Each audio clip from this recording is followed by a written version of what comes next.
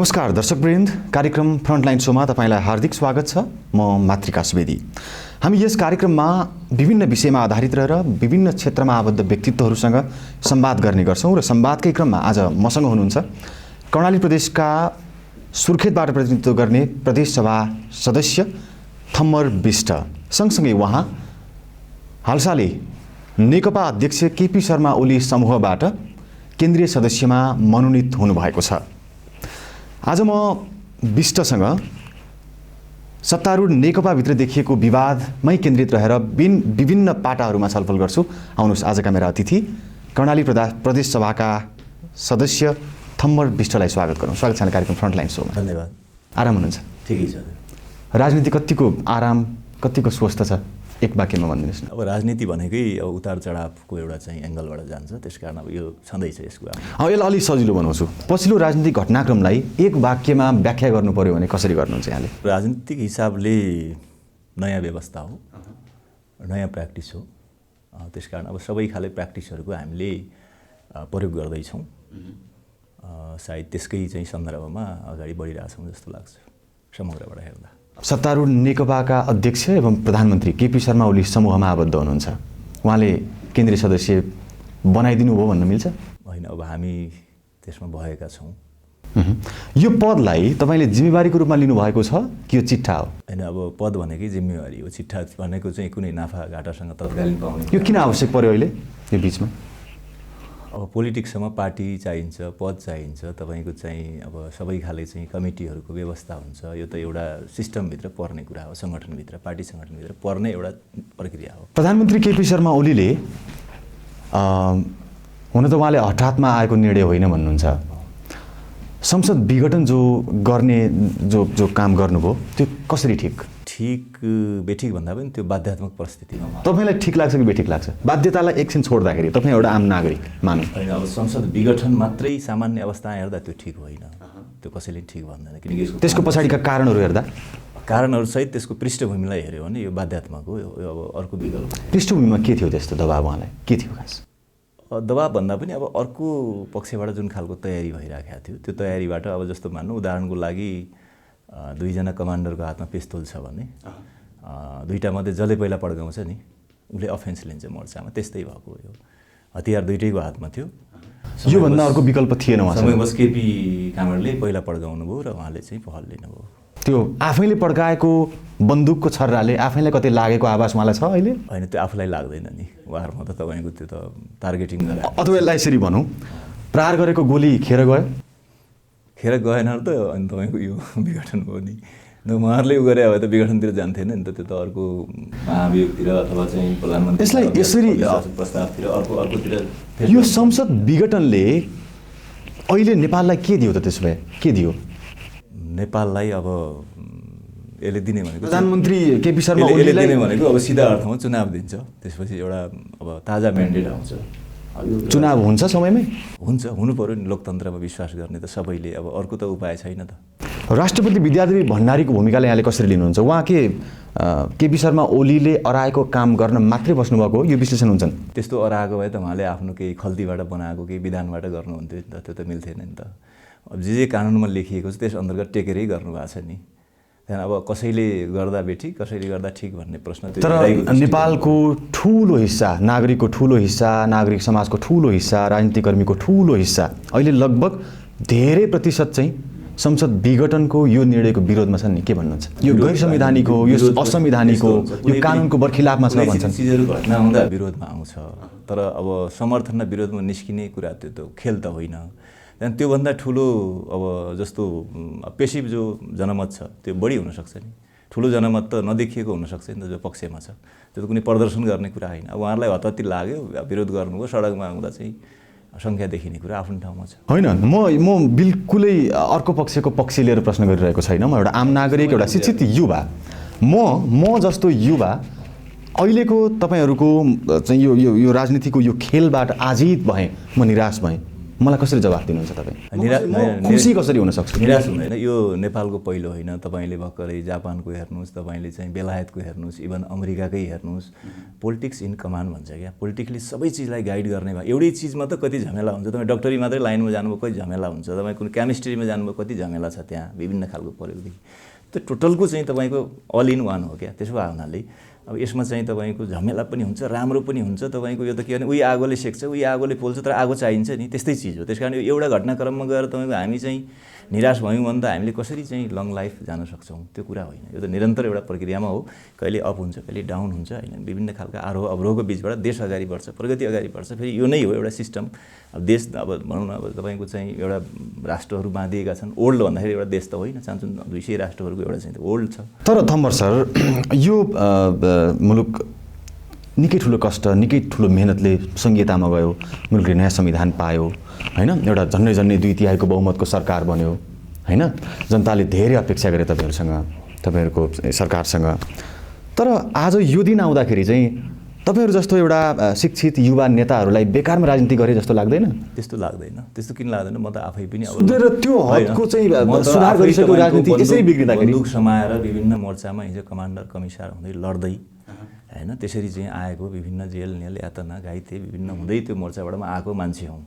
हिजो हामी कुन स्तरमा गएका थियौँ, अहिले कहाँ आयौँ, यो सपना जस्तो हुन्छ।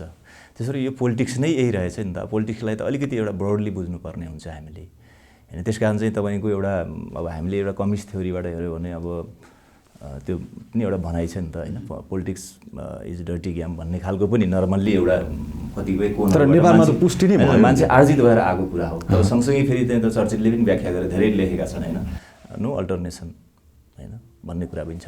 विकल्पै छैन भनेकै आधारमा तपाईँहरू चाहिँ अब यसलाई अलिक तितो हुनसक्छ। नेपाली राजनीतिकर्मीले जे मन लाग्यो त्यही गरे भन्न मिल्छ? त्यस्तो होइन। जस्तो अघि नै मैले भने नि, अब प्रजातन्त्र राम्रो नहुँदै पनि देयर इज नो अल्टरनेसन होइन अफ डेमोक्रेसी। डेमोक्रेसीको त कुनै विकल्प छैन। यहाँले अलिकति उठाइहाल्नुभयो तपाईँको व्यक्तिगत प्रसङ्ग पनि। जनयुद्धमा धेरै वर्ष ज्यान जोखिममा राखेर आँखै अगाडि कति साथीहरू शहीद भए, जोगिएर आउनुभयो जनताको लागि लड्दै होइन। आज त्यतिखेर सुरुवात गरेको बाटो बिराएँ, त्यो बाटो हिँड्न सकिनँ र हिँड्नु त छँदैछ भनेर बाटो चेन्ज गरेँ भन्ने लाग्दैन तपाईँलाई? त्यही भएर त मैले व्याख्या गरेँ कि यही उतार चढावको नाम टोटलमा चाहिँ पोलिटिक्स हो। हिजो चाहिँ बन्दुक समाइयो, त्यसपछि चाहिँ अरू चाहिँ अब कार्यकर्ता। मैले भन्नु खोजेँ यस्तो, त्यतिखेर तपाईँले हिँडेको बाटो यो बाटो हिँड्दै आइपरेको बाटो हो कि दो बाटोबाट छुट्टिएको बाटो? अब निश्चित हिसाबले युद्धको हिसाबले हेर्दा यो अलग ठाउँ नै हो। हामीले सोचेको यहाँ आउने होइन। हामीले जनवादी क्रान्ति सम्पन्न गर्ने, टुँडिखेलबाटै संविधान लेख्ने र सबैभन्दा चाहिँ अब समाजमा गरिब दुखी, अहिले जो शिक्षा स्वास्थ्यमा भन्नुहोस्, यो सारा कुराहरू जे हामीले बेहोर्न परिराखेका छ नि, अनि सबैभन्दा एउटा चाहिँ देशैभरिको या कुनै समाजको कम्युनिटीको चाहिँ गरिबको छ, त्यसलाई आधार बनाएर त्यसले पहिला हक अधिकार पाउनुपर्छ भन्ने आधारबाट हामी लडेको हो सोझो अर्थमा भन्दा। अब त्यसका धेरै चाहिँ अब तपाईँको एजेन्डाहरू हामीले बोकेका थियौँ, तपाईँलाई थाहा छ होइन। सिधा अर्थमा सामन्ती राज्य व्यवस्थालाई चाहिँ तपाईँको खतम गरेर हामीले त्यसमा नयाँ चाहिँ एउटा कम्युनिजम व्यवस्था स्थापना गर्ने नै हो होइन। जहाँ तपाईँको चाहिँ मार्क्सले भने जस्तै सबै निजी सम्पत्तिहरू तपाईँको चाहिँ नष्ट गरेर एउटा चाहिँ समाज र राष्ट्रको चाहिँ तपाईँको जनताको पक्षमा होइन, त्यसलाई चाहिँ अगाडि बढाऊ भन्ने लाइन र थ्योरीबाट हामी अगाडि बढेको हो। अब अन्तिम परेपछि तपाईँको चाहिँ त्यो प्राप्त नहुन्जेल हतियार पनि नबिसाउने, बरु सबै सिद्धिने भन्ने थ्योरीबाट पनि हामी त्यसलाई गाइडेड हो। अब प्रचण्ड कामरेडले नै अथवा सबै नेताहरूले हामीलाई गाइड गराएको हो। त्यसरी 10 वर्षसम्म त्यस कारण अब अहिले दोष कसैलाई लाएर होइन, यही नै त पोलिटिक्स रहेछ। अब कसलाई तपाईँ चाहिँ दोष लाउनुहुन्छ? त्यसो भएर यही नै पोलिटिक्स रहेछ। अब हिजो त्यो ठिक थियो, त्यसपछि अब यो प्रक्रियामा बिचमा अर्को प्रक्रियामा आयौँ, फेरि शान्ति प्रक्रियामा आयौँ। अब के प्रक्रिया बेहोर्नुपर्छ यो त फेरि राष्ट्रको लागि त एउटा चाहिँ 10 वर्षको जनयुद्धकालमा जो 52 देखि 62-63 सम्म चल्यो, त्यो जनयुद्धकालमा जुन शासन व्यवस्थालाई गलत भन्नुभयो नि, तपाईँहरू त्यसमै अहिले आबद्ध हुनुहुन्छ भन्न मिल्छ लगभग? होइन, सुरुमा हामीले जुन प्रयोजनका लागि हतियार उठायौँ नि, त्यो प्रयोजनबाट हेर्दा त हामी गलत ठाउँमै आएको, त्यसमा कुनै विवाद गर्नुपर्ने ठाउँ छैन। अब यसलाई सही कसरी बनाउने त? सही चाहिँ बाँकी यही शान्ति प्रक्रियाबाट, अब यही अब लोकतन्त्र जो हामीले भनेका छौँ गणतन्त्र, असली सङ्घीयता र गणतन्त्र त होइन यो। अब यसलाई असली सङ्घीयता र गणतन्त्र जनताको म्यान्डेटबाट बनाएर लाने चाहिँ हिम्मत गर्नु पऱ्यो। अब कहीँ न कहीँ त फेरि अब हामीले अब हिजोकै बाटो समाएर जाने कुरा राजाको ठाउँमा राष्ट्रपति आउनु र संहितामा मुलुक जानु बाहेक अरू जनताले के पाएर पाउने कोर्समा छ नि त। जस्तो घर हाल्दाखेरि पहिलो तला त देखिँदैन नि। अहिले त भूकम्प प्रतिरोध भन्छ, तपाईँको 1 करोडको बिल्डिङ बनाउनु भयो भने 50 लाख त त्यहीँ भुइँमुनि लाग्छ, त्यो देखिँदैन। त्यस्तै हो अहिले पनि अब राज्यका इन्स्टिट्युसनहरू सबै चाहिँ बेसिक फन्डामेन्टल चाहिँ तपाईँको इन्स्टिट्युसनहरू बनिराखेको छ, सबै कुराहरू छ। अब यसलाई चाहिँ तपाईँको रिजल्टमा निस्काल्न त अरू 1-2वटा प्रधानमन्त्री या जनप्रतिनिधिहरू चेन्ज हुनु पर्ला, तर यसको एउटा कोर्ससम्म जान्छ। अब हजुरको भनाइ कि जति छिटो हुनु पर्थ्यो एउटा डेलिभरेटली त्यो नभएको कुरा। तर जनतालाई यात्रा गराउनु पर्ने एउटा सवारी साधन तयार भयो, तर ड्राइभरहरू सही निस्केनन्, गाडी कसरी गुड्छ? ड्राइभर त यस्तो हुन्छ, अब त्यो गाडीले ड्राइभरलाई सिकाउने हो नि, अनि चेन्ज हुँदै जान्छ नि त। अब अगाडि गयो अनि गाडी बन्द भयो भने अर्को ड्राइभर चेन्ज हुँदै जान्छ, राम्रो ड्राइभर पाउँछ, त्यो त गाडी हुँ अड्दैन नि, मान्छेलाई यात्रा त गर्नै पर्छ। तपाईँको विचारमा अहिले यतिखेर राम्रो ड्राइभर को नेपालको भन्न सक्नुहुन्छ? अब अहिलेको ड्राइभर त अब केपी शर्मा ओली नै हो नि, त्यसमा त विवादै भएन। केपी शर्मा ओलीले चालेको कदम गैर असंवैधानिक होइन? त्यो त अघि नै कुरो भइसक्यो नि, बाध्यात्मक कुरा अब थियो। अब जस्तो तपाईँको चाहिँ अहिले अब हामी यो बाहिर कार्यक्रम छोडेर जानु त राम्रो होइन, तर भूकम्प गएर 8 रेक्टरको भूकम्प आएर भडाभड चाहिँ इट्टाहरू खस्न आयो भने त भागदौड त गर्नु पऱ्यो नि, ज्यान त बचाउनु पऱ्यो। हो त्यो बाध्यात्मक कुरा अलग हुन्छ। एउटा अब कहिलेकाहीँ युद्ध पऱ्यो, कुनै चाहिँ तपाईँको बमबाड भयो भने आमाले चाहिँ सानो छोरीलाई पनि भागेर अथवा ज्यान बचाउनु पर्ने हुन्छ, बाउले छोरालाई भागेर ज्यान बचाउनु पर्ने हुन्छ होइन। त्यसो भए यो बाध्यात्मक कुरामा त्यो तपाईँको कन्डिसनको कुराहरू जान्छ। केपी शर्मा ओलीले प्रधानमन्त्रीज्यूले हिजो जस्तो लाग्छ 1-2 दिन अगाडिको एउटा इन्टरभ्यूमा एउटा भाषणमा भन्नुभएको थियो, आफ्नो घरमा बास दिएँ कोही बटुवालाई, तर बास बस्दै बस्दै जाँदाखेरि घरबेटलाई उसले निकालेर आफू बस्न खोज्यो भन्ने उहाँको विश्लेषण सही हो तपाईँको विचारमा? त्यो उहाँले अब कुन सन्दर्भमा भन्नुभयो ठ्याक्कै त्यो डिटेल हेरेको छैन। प्रचण्डलाई इङ्गित गर्दै भन्नुभयो उहाँले। अब प्रचण्डले केपी ओलीलाई पार्टीबाट मतलब उहाँको पदबाट गिराउन खोजेको, हटाउन खोजेको भन्ने उहाँको लेटर एन्ड स्पिरिट भन्ने हुन्छ, उहाँले कुन आधारमा र स्पिरिटमा भन्नुभयो, उहाँको हाइटबाट भनेको कुरो मैले विश्लेषण गर्ने कुरा अब त्यो जायज हुन्छ जस्तो लाग्दैन। अब त्यो कुरा बरु मैले अध्ययन गरौँला के वर्ष। ठिक छ, तपाईँ अहिले यतिखेर केपी शर्मा ओली गुटमा हुनुहुन्छ, सिधा बुझ्दाखेरि हो पनि त्यही। पुष्पकमल दाहाल प्रचण्डलाई चाहिँ तपाईँ के भन्न चाहनुहुन्छ यो विषयमा अहिलेको यो अवस्थामा? तपाईँको श्रद्धेय पूर्व कमान्डर, सुप्रिम कमान्डर। ठिकै छ, उहाँ एउटा स्तरमा अब हिजोको चाहिँ जनयुद्धको कमान गरेर आउनुभयो, अहिले परिवर्तनको अब कयौँ हिस्सेदार उहाँलाई जान्छ, तर अब सबै मान्छे सबै समयमा ठिक हुन्छ, योग्य हुन्छ भन्न सकिँदैन। अहिलेको स्थितिमा अब सही ढङ्गले डेलिभरेट गर्न उहाँले नसकेकै हो। त्यस कारणले गर्दा हामीले पनि दुःख पाइरहेछौँ, देशले पनि दुःख पाइरहेछ, उहाँले पनि दुःख पाइराख्नु भएको छ। तपाईँको यो यात्रालाई लिएर सुर्खेतका तपाईँले प्रतिनिधित्व गर्ने क्षेत्रका नागरिक खुसी छन्? खुसी दुखी त अब त्यो पोलिटिक्स होइन, तपाईँ अनुमान त लाउनु भएको होला पक्कै। रिजल्ट दिएर राम्रो निर्वाचनबाट भोलि चाहिँ अब तपाईँको फेरि नयाँ जनादेश आउँछ, राम्रो जनप्रतिनिधि आउँछ, फेरि यही कोर्समा अगाडि जान्छ, त्यो त अब त्यो खुसी मान्नै पर्छ नि। अब एउटा प्रसङ्ग, सबै खुसी र सबै दुखी चाहिँ हुँदैन, यो वस्तुलाई द्वन्द्वात्मक होइन, केही पर्सेन्ट दुखी त हुन्छन् नै। त्यो दुखी हुने मानसिकताले ग्रसितहरू त कहिल्यै खुसी हुँदैनन्, त्यो त मान्छु मैले। खासमा पछिल्लो घटनाक्रम तपाईँले तय गर्नुभएको यात्रालाई लिएर होइन, यो वर्ग सङ्घर्ष र तपाईँको बुझाइ र चेतनाबाट पैदा हुने कुरा हो, त्यस कारण त्यो त वर्ग विभाजन छ, त्यही विभाजनको तरिकाबाट यो विश्लेषण हुन्छ, हेराइ हुन्छ, त्यसमा कुनै अन्यथा मान्नु पर्दैन। तपाईँहरूले तय गरेको यात्रालाई लिएर दुखी हुने नागरिक सही हुन् कि गलत हुन्? त्यो मैले भनिहालेँ, उहाँहरूको चाहिँ चेतना। अब यो राष्ट्रमा त कोही तपाईँको सिधै चाहिँ तपाईँको संविधान सभा भङ्ग गर्ने पनि छन्, कोही सिधै जनवादी क्रान्ति छन्, कोही युद्ध अब अहिले भूमिगतै युद्ध गरिराखेका छन्, कोही तपाईँको अब अर्को विभिन्न खालका छन्। त त्यसमध्ये सबैले हामीले गरे ठिक पनि उहाँहरूलाई नलाग्न सक्छ, बेठिक पनि नलाग्न सक्छ। त्यस कारण वर्गीय समाज हो। मेरो विचारमा अब बहुसङ्ख्यक जनता ठिक हुन्छन्। अब यो कुरालाई हामीले कोर्समा गएर एउटा रिजल्टतिर जान गयौँ भने अहिले, किन अहिले कतिपयलाई त अब सुरुमा बिख लाग्यो माछा जस्तो भन्छन् नि, अब ड्याममै चाहिँ विघटन हुँदाखेरि यो के हो भन्ने अलि मान्छे त त्यसै बिख लाग्यो। यो कोर्समा लगेर जनतामाझ जाने त्यो साहस, त्यो हिम्मत, त्यो सामर्थ्य तपाईँहरूसँग जुटिसकेको छ? त्यो नभए के, तपाईँ नै जवाफ दिनु, त्यो नभए के गर्ने? लोकतन्त्रमा, चुनावमा, मानव अधिकार अथवा चाहिँ विधि विधान। तपाईँलाई यो प्रश्न यसकारण गरेको छु कि प्रचण्ड माधव नेपाल समूहको पल्ला भारी छ यतिखेर, प्रष्ट देखिन्छ। तपाईँहरूको पार्टीको बहुमत सामर्थ्य उहाँहरूसँग छ भनेपछि तपाईँहरूले अघि सार्नुभएको यो कोर्स जनतामा कसरी लानुहुन्छ भन्ने मेरो प्रश्न थियो। प्रकारान्तरले त उहाँहरूले पनि त यसैलाई सपोर्ट गर्नुभएको छ। निर्वाचनको चिन्हमा आएको भनेको छिटै देऊ र फैसला गर चुनावमा जान्छौँ भने अब त्यो त बुझ्नु न। दोस्रो कुरा भनेको अब लोकतन्त्रको सबैभन्दा सौन्दर्यता नै चाहिँ तपाईँको चुनाव हो होइन। त्यसमा उहाँहरू चाहिँ पक्कै पनि त्यो चुनावबाट जाने भए त चुनाव चिन्हतिर माग्नु लाग्नु थिएन। अदालतको फैसला चाहिँ तपाईँको अहिले जसरी निर्वाचन आयोग सबैतिर उहाँहरू गरिराख्नु भएको छ त्यो लाग्नु हुन्थेन। यसको मतलब अझ उहाँहरूलाई त छिटै चाहियो नि त, चिन्ह फैसला छिटै चाहियो, हामी छिटै जान्छौँ भन्ने हो। त्यस कारण यसले त के पुष्टि हुन्छ भने उहाँहरू पनि यसको विरुद्धमा त हुनुहुन्न भनेपछि त चुनाव त हुनेतिरै जान्छ, अब काङ्ग्रेस हुनेतिरै जान्छ। अबको चुनावले भाषामा जे भने पनि काङ्ग्रेसलाई अरूलाई जो चाहिँ सत्तादेखि बाहिर चाहिँ तपाईँको फ्याँकिएको अवस्था उहाँलाई त एउटा राम्रो प्लस पोइन्ट हो नि त। फेरि आएर आफ्नो चाहिँ तपाईँ फ्रेस म्यान्डेट लिएर आफूले फेरि अथवा सही र गलतको आधारमा जित्न सक्ने सम्भावना त्यो उहाँहरूको लागि राम्रो अपर्च्युनिटी हो नि। त्यो त विश्लेषण हुन थाल्यो काङ्ग्रेस बाहिर विरोध गरे पनि एक दोस्रो अर्को योसँग जोडिएको कुरा के हो भने ठिक छ उहाँले विरोध गर्दै जानुहुन्छ, आज त विघटन भयो ल, यसरी लामो समय उहाँले चाहिँ ल दबाबबाट तपाईँको भोलि रेलिङ सेलिङ मान्दै जान्छ तोडफोड विभिन्न हुँदै गयो भने त्यसले कसलाई फाइदा पुग्छ? न चुनाव हुने न तपाईँको चाहिँ अब प्रस्तावना हुने, यस्तै गड्याङ गुडुङ मचिँदै गयो भने फाइदा कसलाई पुग्छ भन्दा व्यवस्था नै कोल्याप्स हुनुतिर जान्छ। त कोल्याप्स भयो भने त्यसको चाहिँ तपाईँको दोष चाहिँ केपीले बेहोर्नुपर्छ, केपी कामडले बेहोर्नुपर्छ कि उहाँहरूले बेहोर्नुपर्छ? स्वतः उहाँहरूले बेहोर्नुपर्छ, किनभने सडकको अनियन्त्रित उबाट चाहिँ व्यवस्थै गयो भन्दा त उहाँहरूको उमा जान्छ। अब त काउन्टडाउन सुरु भयो उहाँहरूको, गर्नु त गयो। तपाईँहरूको पनि छ काउन्टडाउन सँगसँगै? होइन, हाम्रो काउन्टडाउन सेटमा छ, हाम्रो त प्रष्ट कार्यनीति छ नि, चुनाव छ, सबै छ, यो देशलाई दिनैपर्छ जाने बाटो त्यही। उहाँहरूको त अनिश्चय छ, भएन भने के गर्ने भन्दा उहाँहरू एउटा दायरादेखि अझ माथि जानुभयो र क्लाइम्याक्सतिर यो गयो, फर्किनै नसक्ने गयो भने जस्तो एउटा तहमा पुगिसकेको चाहिँ नेताहरूको कुरा भयो, राजनीतिक कर्मीहरूको कुरा भयो। जनताको स्तरमा गएर हेर्दाखेरि जनताले भोट कहिलेसम्म हाल्ने, भोट चाहिँ कहिलेसम्म हालिराख्ने क्या? भोट हालेर के पाउने जनताले? उही नेता, उही प्रवृत्ति, उही सरकार, उही अस्थिरता। त्यस्तो बहस गर्दै जाने हो भने हामी चाइनाको या चाहिँ अब फेरि चाहिँ उत्तर कोरिया पुग्नुपर्ने होइन। मैले तपाईँबाट यो जवाफ खोजेको कि अब हुने मध्यावधि निर्वाचनले नेपाली जनताले पाउनै नसकेको कुरा के पाउँछ, कसरी पाउँछ?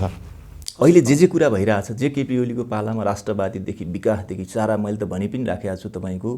अब राजाहरूमा तुलनात्मक हिसाबले अलिकति महेन्द्रले पनि केही एउटा चाहिँ तपाईँको मापदण्डहरू बनाए, केही चाहिँ संरचनाहरू बनाए, त्यसपछि कोहीले गरेको हो भने मैले अहिले केपी ओलीको समूह योबाट बोले होइन कि म त्यसको चाहिँ हजारौँ मैले प्रुफ गर्न सक्छु, केपीले गरे हो होइन। एउटा भनौँ न भूकम्पले ठुलो भएको सारा कुराहरू, यी सबै कुराहरूले अब चाहिँ तपाईँको चाहिँ संविधान सभा हुन्छ कि हुँदैन, सारा यो खालको अवस्थाबाट जनतामा निराशा पलायनता भएको बेला ए हुँदो रहेछ है गाँठे भन्ने खालको एउटा चाहिँ जनतामा नयाँ इम्प्रेसन कसले दियो?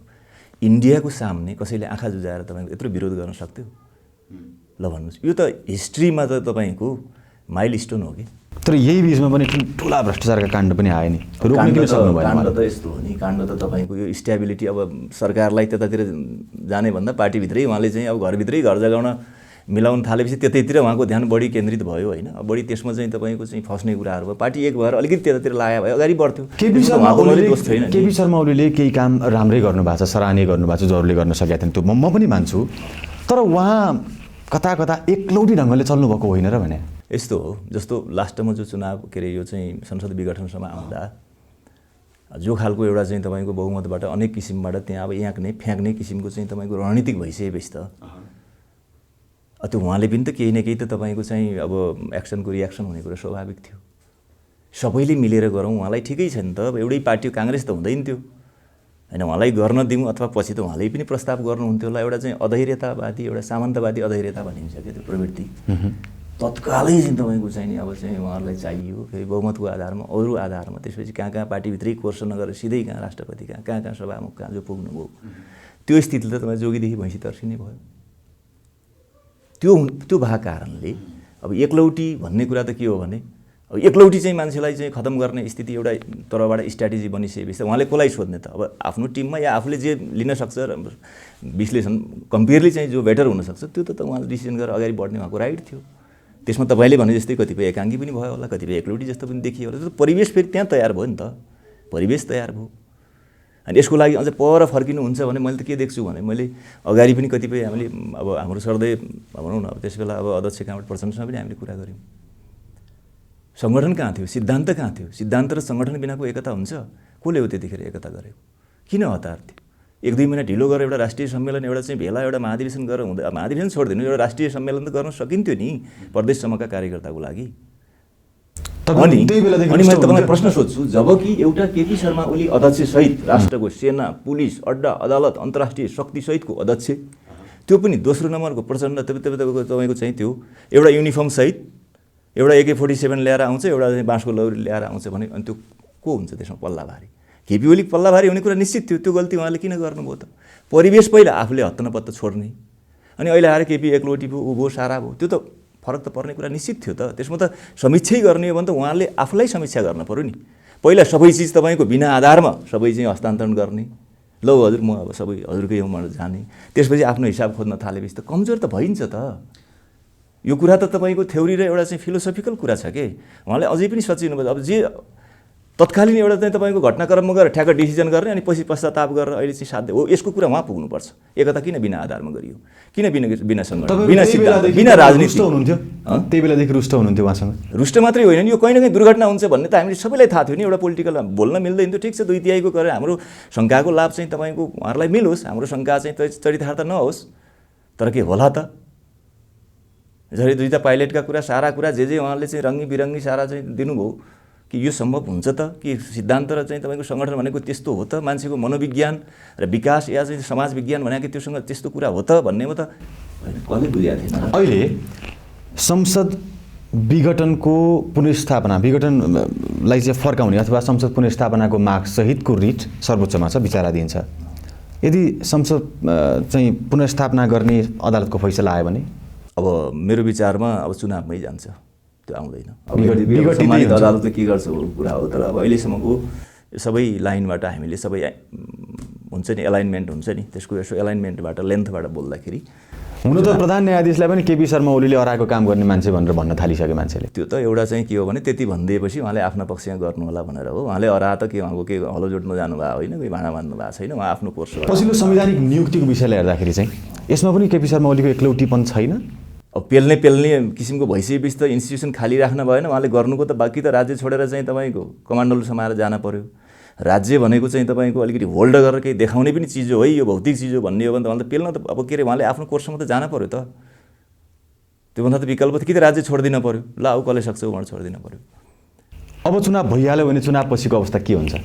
राम्रो हुन्छ, सङ्घीयता छ, गणतन्त्र छ, प्रदेश सरकार छ, स्थानीय सरकार छ, केन्द्रको पनि राष्ट्रिय सभा छ, सबै छ नि, अड्डा अदालत इन्स्टिट्युसन संविधान सबै छ। एउटा प्रतिनिधि सभाको चाहिँ विघटन भएको त हो नि, अर्को कुरा पनि 2-3 महिना 4 महिनामा स्पेस हुन्छ, फेरि आइहाल्छ। अर्को कुरा पनि सुनिश्चित छ कि पहिले जस्तै 8-9 महिनामा ढल्ने सरकारहरू सुरु हुन्छन्, त्यस पछाडि बहुमत पनि आउन सक्छ। अहिले केपी ओलीकै नेतृत्वमा आउन सक्छ नि, यसमा त के प्रिडिक्सन सकारात्मक पनि गरौँ न। तर केपी ओलीकै पक्षमा बहुमत आउनुलाई सकारात्मक रूपमा हेर्ने यो अहिलेको यो ठ्याक्कै यो अवस्था छैन नि त।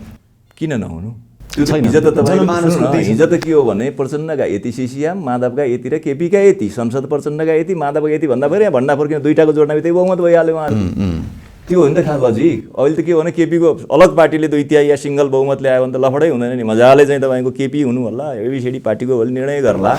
तर त्यो मजाले जान्छ, त्यो पनि त हो नि, एकदम तपाईँको हुँदैन भन्ने कुरा गोल्डन चान्स हो। तर लगभग जनतालाई बुझाउनु पर्यो नि, तपाईँको पार्टीभित्रको ककारीले काम गर्न नदिएर हातखुट्टा बाँधेर होइन, सधैँ चाहिँ तपाईँको डिस्टर्ब गरेको तपाईँको यहाँ चाहिँ पत्रकारिता तपाईँको चल्छ, सधैँ एउटा मान्छे आएर यहाँ डिस्टर्ब गर्न थाल्यो भने तपाईँ कसरी काम गर्न सक्छ? एउटा विद्यार्थीले सधैँ हल्ला गर्ने ठाउँमा बस्यो भने नम्बर ल्याउँदैन नि, त्यस्तै हो नि। अब हल्ला भएपछि कहाँबाट नम्बर आउँछ त? भोलि जनताले यो पनि त बुझ्न सक्छ कि केपीलाई नै दिनुपर्छ है, गर्ने मान्छे हो, तर वातावरणले नदिएको ठोको अब भन्ने पनि त हुनसक्छ। यो त बुझाउँला त हामी, बुझ्ला त जनताले पनि। असली कुरा त फेरि त्यही हो जस्तो लाग्छ मैले पनि बुझ्दाखेरि। अहिले यतिखेर तपाईँहरूको विपक्षी हुन्छ, तपाईँहरूले घोषणा पार्टी फुटको घोषणा त गरिसक्नु भएको छैन औपचारिक रूपमा होइन, फुटिसक्यो तर औपचारिक घोषणा भएको छैन। अहिले चुनाव चिन्हदेखि विभिन्न कुराहरूमा अड्किरहेछ कुरा। अहिले यतिखेर प्रचण्ड नेपाल समूहको चाहिँ लगातारको जो आन्दोलनको कार्यक्रम घोषणा भइरहेछ, हिजो त उहाँहरू माइती घरमै पलेटी मार्ने बस्दिनु भयो, जबकि केही दिन अगाडि उखु किसानको आन्दोलनमा कोही पनि सहभागी हुने चेष्टा गर्नु भएन। यो नेपालको परिपाटी पनि हो, नेताहरू आफ्नै स्वार्थको लागि सडकमा आउँछन्, विगतको यो इतिहास हेर्दाखेरि पनि थाहा हुन्छ। उहाँहरूको यो भूमिकालाई लिएर उहाँहरूले अघि सार्नुभएको आन्दोलनको कार्यक्रममा लिएर चाहिँ तपाईँको विश्लेषण? होइन, यसमा यस्तो छ, अहिले नारा लाग्छ नि सडकमा, अब सिंहदरबार नगई छोड्दैनौँ, बालुवाटार नगई छोड्दैनौँ, जसरी पनि हामी माधव नेपाललाई प्रचण्डलाई पुर्याउँछौँ। त्यो के हो त्यो नारा भने? उहाँहरूले नारा त सडकमा तपाईँको चाहिँ कोभिडले चाहिँ थलिया परिएका जनतालाई यो गर्छौँ, रोटी खान नमरेका सिटाबिलो सरकारको आँखा नपरेको ठाउँमा त्यहाँ हामी पनि लाग्छौँ होइन, यो सबै कुरा चाहिँ तपाईँको राष्ट्रलाई हामी पनि चाहिँ तपाईँ अगाडि बढाउँछौँ। अथवा तपाईँले भने जस्तै उखु किसानको कुरा अरू कहीँ तपाईँको चाहिँ यहाँ अब समस्यामा छन्, धेरै छन्, अनगिन्ती छन्, कति चाहिँ तपाईँको हुनु त होइन। तपाईँले भन्नुभयो त्यो कुरा चाहिँ उठाएपछि पो जनताले त्यसलाई ठिक हो भन्ने हुन्थ्यो। ल 3 वर्ष त सरकार भएको नि, कहिले सडकमा चाहिँ गयो त त्यसो भए पार्टीभित्रको अहिले यतिखेर छ नि पार्टीभित्रको यो शक्ति हिजो सडकमा गएको भए सो त चाहिँ तपाईँको स्थिति अर्को हुन्थ्यो होला नि त, जनताको इस्यु लिएर जाँदा।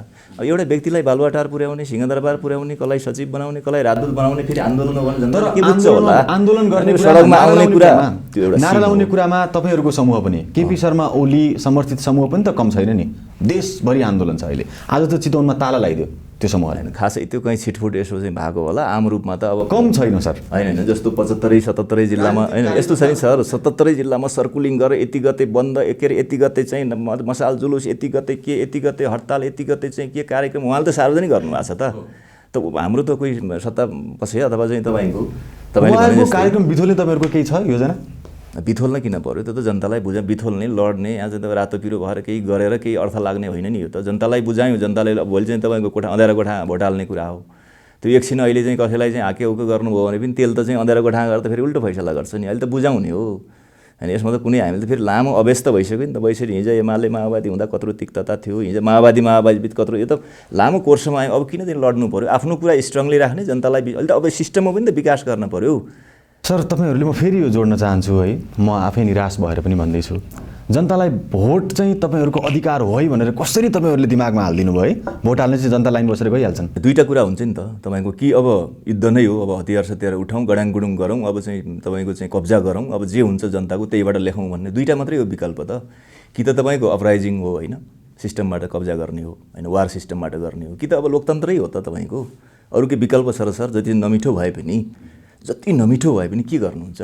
नेपालको नाममा लोकतन्त्र ठिक छ, लोकतन्त्रभित्रको अवयवहरू ठिक छैनन्। यो भित्रको यस्तो छ, यसलाई अलि भँगेरा चिराई भन्छ नि, पोजिटिभली पनि हेरौँ। हिजोका अधिकारहरू, जनताका अधिकार, अघि मैले भने नि त केपी ओलीले गरेका विकासहरू, चाहे चाहिँ तपाईँको रेलका अवधारणा हुने, अहिले फास्ट ट्र्याकको कुरा या हुलागी सडकको कुरा, चाइनासँग तपाईँको अब भुजडित चाहिँ तपाईँको चाहिँ अब योजनाहरूको कुरा, सडकका कुराहरू होइन। अब पुष्पलाल मार्गदेखि पूर्व पश्चिम राजमार्ग, उत्तर दक्षिण 7वटा, हिजो एउटा कोरिडोर थियो, अहिले 7-8वटा कोरिडोरको काम भइरहेको छ। तपाईँको एयरपोर्टै हेर्नुहोस्, एउटा एयरपोर्ट थियो, अहिले चाहिँ अब तपाईँको चाहिँ दर्जनौँ एयरपोर्ट, अब केही 2-4वटा त तपाईँको अन्तर्राष्ट्रिय एयरपोर्टै भन्ने स्थितिमा गइरहेको छ। यो स्तरमा कहिल्यै भएको थियो र नेपालमा? त्यही कारण यो कुरा पनि हेर्न पऱ्यो नि। सँगसँगै हामीले सङ्घीयता ल्यायौँ, गणतन्त्र ल्यायौँ, अब सबै मान्छेहरूको प्रतिनिधित्व छ, सबै कुरा छ। अब सबै चिजको चाहिँ अब ठिक हो, तपाईँले भने जस्तो केही असन्तुष्टिहरू केही नभएका साँच्चै हुन्, तर योभन्दा विकल्प त छैन नि। अहिले त फेरि कहाँ पुग्नुपर्छ? कि त हामी तानाशाहमा पुग्नु पऱ्यो होइन, कि तपाईँको चाहिँ तानाशाहतिर पुग्नु पऱ्यो, कि तपाईँको अब चाहिँ सबैले हतियार लिउँ र फेरि अर्को जनयुद्ध लडेर अब के आउँछ त्यसरी गरौँ अब भन्न पऱ्यो। त्यसमा त सहमत हुँदैन होला। फेरि लोकतन्त्रको विकल्प लोकतन्त्रै हो, जतिचोटि तपाईँले दोहोऱ्याए पनि होइन। त्यसो भएर त्यसको डेमोक्रेसी होइन। अब हुन त अब म 3.5 वर्ष खाडी बसेर आएँ, बिचमा यहाँ जागिर नपाएर। फेरि पनि म आजकलको तपाईँहरूको यो म भन्छु रवैया भन्छु, राजनीतिक कर्मीहरूलाई मैले भन्न चेष्टा गरेँ, थाहा छैन म कति सही कति गलत छु। यही रवैया दोहोरिँदा मेरो ट्याङ्काभित्र रहेको पासपोर्टले फेरि विदेश यात्रा खोज्दैछ। तपाईँ मलाई कसरी सान्त्वना दिनुहुन्छ? होइन, चुनाव त 2-3 महिना होला। सरकारले त अहिलेसम्म अस्तिसम्म फङ्सन गरेकै छ। कहीँ चाहिँ तपाईँ हामीले गरौँ न, कृषि सम्बन्धी काम गरौँ, तपाईँको पशु सम्बन्धी काम गरौँ, अरू कुनै हामी उद्यममा लागौँ, कुनै उत्पादनमा लागौँ। छ त सरकारले अहिले चाहिँ तपाईँको कयौँ अब नागरिकले गर्छ भने त्यहाँ अनुदानहरू दिएको छ, कयौँ कुरा छ, त्यसमा लागौँ न। गरेकै छन् त तपाईँको। हिजो तपाईँ अहिले गर्नुहोस् त, यही काठमाडौँ वरिपरि मैले त हेरिरहेको छु त, आजभन्दा 10-15 वर्ष अगाडि चाहिँ फर्महरू चाहिँ 10वटा 15वटा थियो। अहिले तपाईँको 1000-1500 फर्महरू छ, जो काठमाडौँले अझै धानिराखेको छ, बाहिरबाट ल्याउने स्थिति छ। तपाईँ हामी अर्को एउटा फर्म खोलौँ। किसानको 18 करोड 20 करोड रुपियाँ डुबिराखेको छ, धादिङको करोडौँको तरकारी कुहिराखेको छ, झापाको अरबौँको सुपारी खेर गइराखेको छ। कमजोरी पनि छ, कतिपय मुद्दा मामला, अरू कतिपय जोडिएका विषय। अर्को सत्य पनि हो नि, साग नभएर इन्डियाबाट ल्याएर खानु परेको छ। अहिले पनि तपाईँले यहाँ हेर्नुहोस्, हलुवावेद भन्ने इन्डियाबाट अथवा बाहिर कोरियाबाट अथवा बाहिर थाइल्यान्डबाट आउँछ। अब यहाँको हुनाबित्तै टिपाटिप हुन्छ। अस्ति एक ठाउँ पनि मैले अलिकति गाउँतिरै गएको बेला हलुवावेद मिल्दा फटाफट त्यहाँ खोसाखोस भयो। त्यही हलुवावेद लाउँ, अर्को लाउँ, बेलौती लाउँ, के काठमाडौँ त यहीँ तपाईँको चाहिँ देशैभरि त कति जान्छ, कति त्यो पनि त छ त विकल्प। जग्गा छ, बाँझो जमिन छ, सवार गरौँ। त्यताबाट हेर्नु पऱ्यो। अब तपाईँको जतिसुकै तिर्खा लाए पनि पेट्रोल त खान सक्दैनौँ हामी। पानी खाने बरु धम्लो पानी खाइएला भने जस्तै हो कि अब विदेशहरूतिर छोडिदिउँ ठिकै छ विदेश पनि आफ्नो अमेरिकाको मान्छे चाइना छ चाइनाको मान्छे भियतनाम छ यो त हुन्छ नै कतिपय आफ्नो इच्छाले क्षमताले आवश्यकताले जाने कुरा अलग हो तर एकदमै तपाईँको रोएर आँसु झारेर तपाईँको लरबिर भएर दुई छोराछोरी चाहिँ तपाईँको अलपत्र पारेरै जानुपर्छ त्यतातिर भन्ने कुरा अब तपाईँको त्यति मात्रै विकल्प छैन कि नेपालमै पनि अहिले यतिखेर पनि कोभिडले धेरै नेपालीले विदेशमा रोजगारी गुमाएर फर्किन बाध्य भएका हुन् ती स्वदेश फर्कन चाहेर फर्केका होइनन् अहिले यतिखेर पनि 40औं लाख नेपाली विदेशमा छन् तीमध्ये केही लाख होलान् खुसी भएर गएका विलासी जीवन जिरहेका होलान् तर 30 लाख 35 लाख भन्दा बढी नेपाली नागरिक अर्को पोजिटिभ पनि छ त्यसमध्ये कोरियामा रहेका जापानमा धेरै मान्छे आएर मैले त धेरै दर्जनौं चिन्छु अहिले नेपालमा आएर उनले बाख्रा पालन भयो आए बेकार रहेछ महिना 5 लाख दिन्थ्यो तर त्यो 2 लाख दिन्थ्यो एक्लै त्यो छोडेर मैले यहीँ घरमै 10 लाख कमाइरहेको छु भन्ने पनि त डेली हामीले युट्युबमा सारामा हेरिरहेछौँ त अब यो के हो भने तपाईँको चाहिँ कालो बादल भनी अब भित्र एउटा चाहिँ हामीले चाँदीको घेरा देखेरै जानुपर्ने हुन्छ बाँच्नलाई नभए चाहिँ कहीँ न कहीँ एकजना मैले त सुरु गर्न पर्यो तपाईले गर्न पर्यो गर्दा अनि 3 करोडमा जान्छ सम्भावना प्रचुर छन् नेपाल आफैमा सम्भावना भएको मुलुक हो तर त्यो सम्भावनालाई चरितार्थ गर्ने मूर्त रूप पाउने वातावरण तपाईहरुले बनाइदिन सक्नु भएको छैन यो स्वीकार्नुस् छिटै यो वातावरण बनोस् हामीले सोचे जस्तै मुलुक अहिलेसम्म पनि बनिरहेछ अनि केपी शर्मा ओलीले ल्याउनु भएको एउटा महत्त्वाकांक्षी नारा सुखी नेपाली समृद्ध नेपालको नारा चरितार्थ होस् तपाईको राजनीतिक यात्राको लागि शुभकामना महत्त्वपूर्ण समय र संवादको लागि धेरै धन्यवाद हवस् यहाँलाई धन्यवाद दर्शकवृन्द आजको फ्रन्टलाइन शोमा हामीले कुराकानी गर्यौं कर्णाली प्रदेश सभाका सदस्य थम्मर विष्टसँग आजको कार्यक्रमबाट बिदा दिनुहोस् नमस्ते